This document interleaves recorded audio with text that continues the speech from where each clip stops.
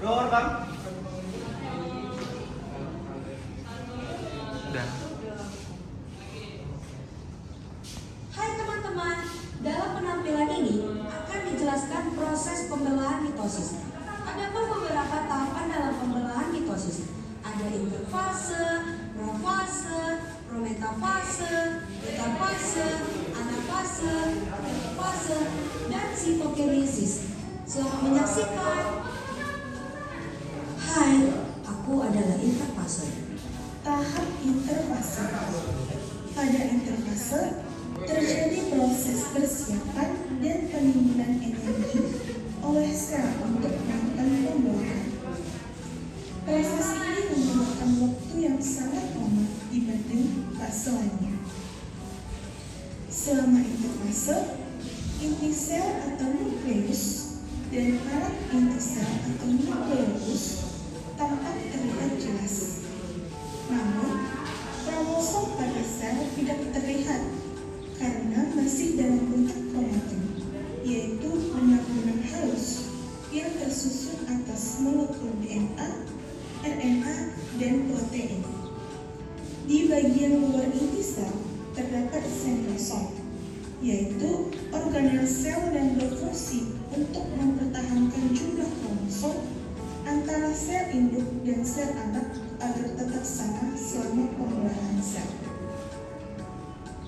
Interfase terbagi menjadi 3 fase. Yang pertama fase G1 atau persintesis, yakni sel anak yang terbentuk selama mitosis kemudian akan memasuki fase G1. Untuk sel-sel yang cepat membelah atau sel-sel embriotik, fase G1 berlangsung sangat cepat dalam terjadinya pembentukan makromolekul yang penting untuk dimulainya duplikasi DNA. Dari fase sintesis adalah tahap pada siklus sel yang berlangsung antara fase G1 dan fase G2.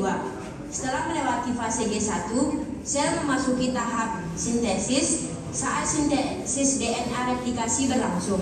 Pada awal fase sintesis, setiap kromosom terdiri dari satu molekul DNA helix ganda yang disebut kromatik. Pada akhir fase sintesis, kromosom memiliki 2 molekul DNA helix ganda yang identik dan disebut 2 kromatik sister. Sentrosom juga ikut digandakan pada fase sintesis. Kedua proses tersebut tidak berkaitan, walau membutuhkan banyak faktor yang sama. Hasil akhir dari proses fase sintesis adalah penggandaan materi genetik dalam sel yang pada akhirnya dibagi 2. Unit 2, nukleus sudah dibungkus oleh selaput nukleus atau nuclear envelope. Nukleus mengandung 1 atau lebih nukleus. 2 sentrosom telah dibentuk oleh duplikasi sentrosom tunggal.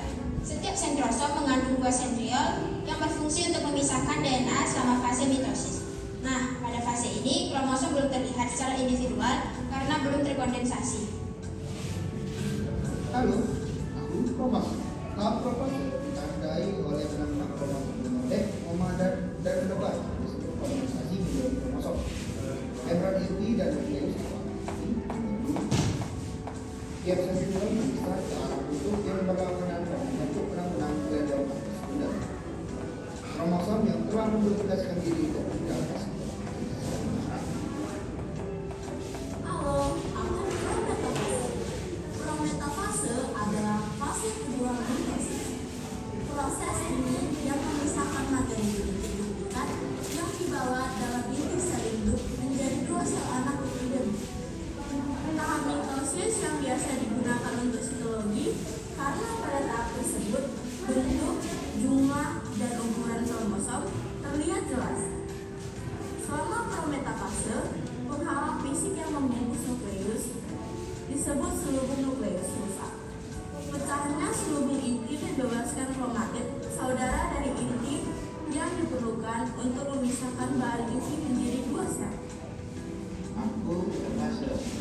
Interfase adalah tahap yang membutuhkan energi kecil dan waktu yang konsisten.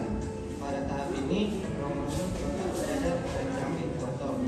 Bagian subdomer, kromosom berikatan dengan tohon yang berhubungan dengan benang spindle. Tahap anafase adalah tahap di mana kromosom ditarik oleh si putri untuk sisi kedua itu sehingga terjadi pemisahan kromatik. Dilansir dari Mikrodentes, sentrosom kromatik rusak karena peningkatan ion kalsium sitosol. Selanjutnya adalah tahap telofase.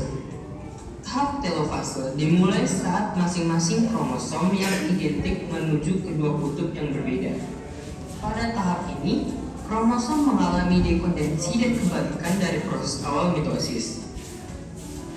Benang spindle mulai rusak dan membran masing-masing nukleus serta nukleus mulai terbentuk. Membran nukleus dan nukleus mengelilingi kromosom yang mulai kembali berbentuk panjang dan ramping. Tahap sitokinesis. Sitokinesis adalah tahap akhir dari pembelahan sel secara mitosis. Pada sitokinesis terjadi penyempitan pada sitoplasma. Penyempitan terjadi pada bidang ekuador sitoplasma dan terus berlangsung hingga sitoplasma terbagi menjadi dua, menghasilkan dua sel yang identik. Itulah tahapan-tahapan proses pembelahan mitosis. Nah, apakah teman-teman sudah paham dengan proses pembelahan mitosis? Saya harap dengan menyaksikan penampilan tadi, teman-teman dapat lebih memahami bagaimana proses pembelahan mitosis. Terima kasih sudah menyaksikan.